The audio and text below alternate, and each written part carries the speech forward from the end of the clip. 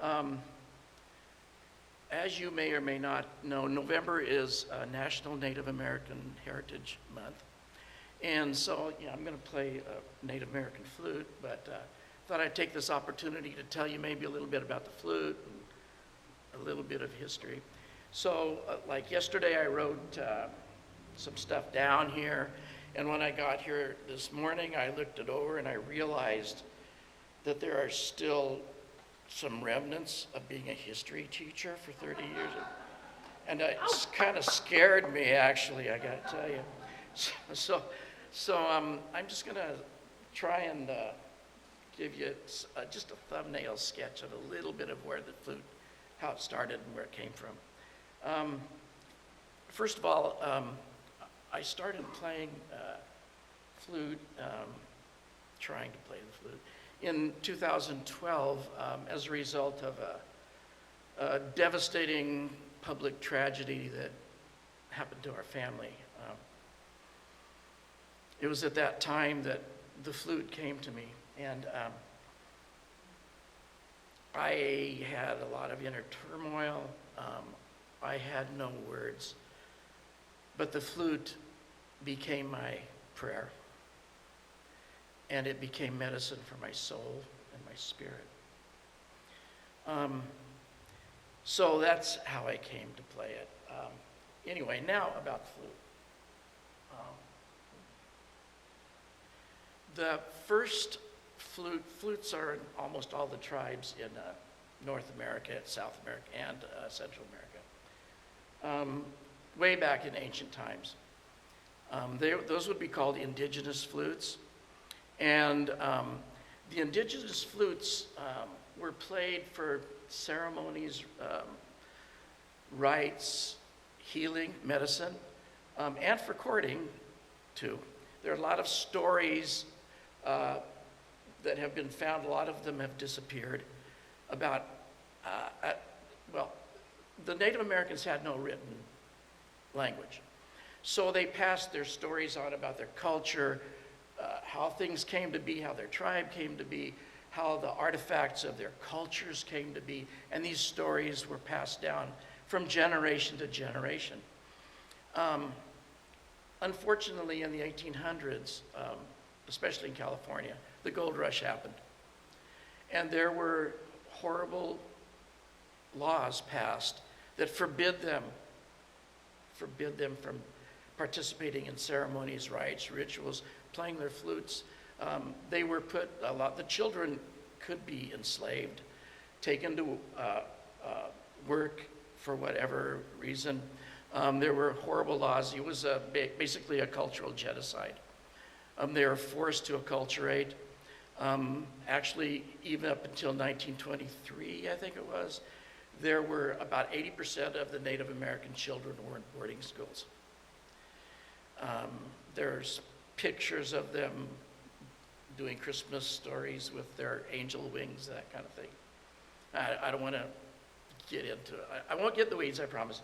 Okay. So luckily there were a few people that in the late 1800s, early 1900s, started to research and find things.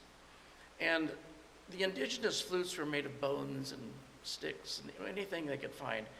But in the late 1800s, there came a flute that we now call the Native American flute.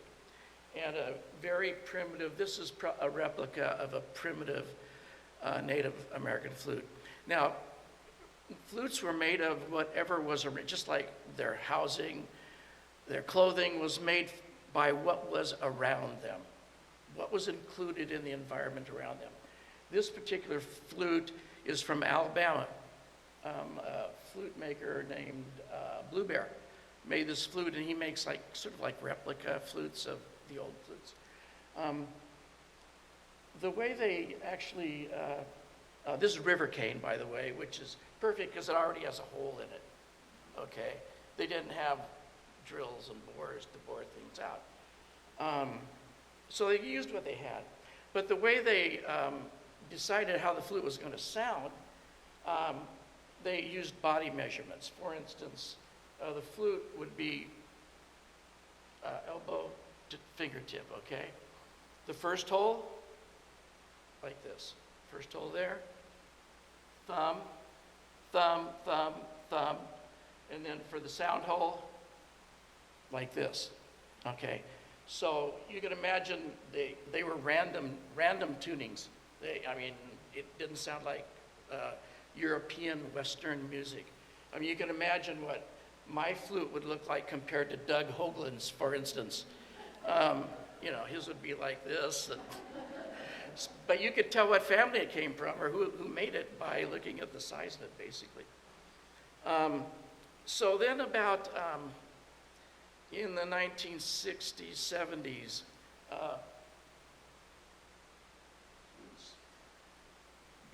there was a huge interest in flutes caused by a guy named, I don't know if you've heard of Carlos Nakai, who was a flute player that became real famous. He had a Native American flute album called Canyon Trilogy. And so then it became kind of a new age kind of thing. And this is a modern flute. It has cabochon turquoise. This is called totem. This is computer tuned. Okay, so this can play with Western instruments. I would like to read a couple of quotes to you from some Native American players, flute players and flute makers. Kevin Locke is a famous hoop dancer and flute player. And this is kind of to give you the feeling, I hope, of how they were so connected and integrated with their environment and with nature. Because this is how they see the flute. They don't see this as just a piece of wood. Drill a hole in it and play it. It's different. This is, I can't say it as well as he does, so I'm going to read you this quote. The flute maker must remove the heart from the branch and put holes in it. And so the covenant or reciprocal agreement is made. The flute player will instill the heart back into the wood, put their heart into the hole. Another one of my favorite players is named Keith Bear. And this is a quote from him. More than just a piece of wood or a branch of a tree, flutes are beings that came from the earth. They have mother and father and children. They are medicine of the spirit and soul. Your breath enters the flute, the fingers move, and the flute plays you, the sacred branch that sings. I'm going to show a little video of another one of my favorite players. His name is Hawk Littlejohn, and he gave me inspiration. This gave me such inspiration as a white Dutch Mennonite flute player. This man gave me inspiration. I hope that there always are native people still measuring cane and wood by their hands or by sticks, and pass those sticks and maybe the size of their hands down so that we won't lose that voice of the people, you know what I mean? The ancient songs, going to water songs, and all that's in the flute. And but I still am proud as a native person and a flute maker. You know, the conqueror, if I'm honest in the quietness of my mind, it is nice that the conqueror who tried to eliminate us in every way and move us aside for their sort of society and their beliefs, look at us for the one time and pick up something from our culture, like the flute, and make it a part of their lives. Because what is interesting in this culture, dominant culture that we live in, is people of the dominant culture are suppressed and say, you can't sing because you don't sound like a few stars, or you can't do this. And music's in all of our spirits. I don't care who you are. There's a voice inside of you when you are happy. You would like to express it. And what's so nice about the native flute is is you don't have to be, it's so easy to play, and it gives you a voice, and it makes people peaceful and happy and more content.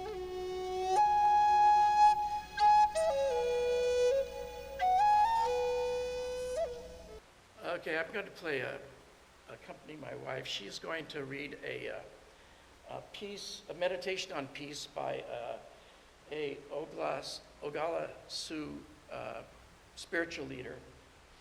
And it's a meditation on peace. By the way, this is a newfangled kind of flute too. It's called a dual flute or a drone flute. Has 2 holes here. Kevin Bear, the quote I read, plays one of these occasionally, and he says, the drone flute is like 2 friends sitting together and talking. One side does all the talking, and the other side goes,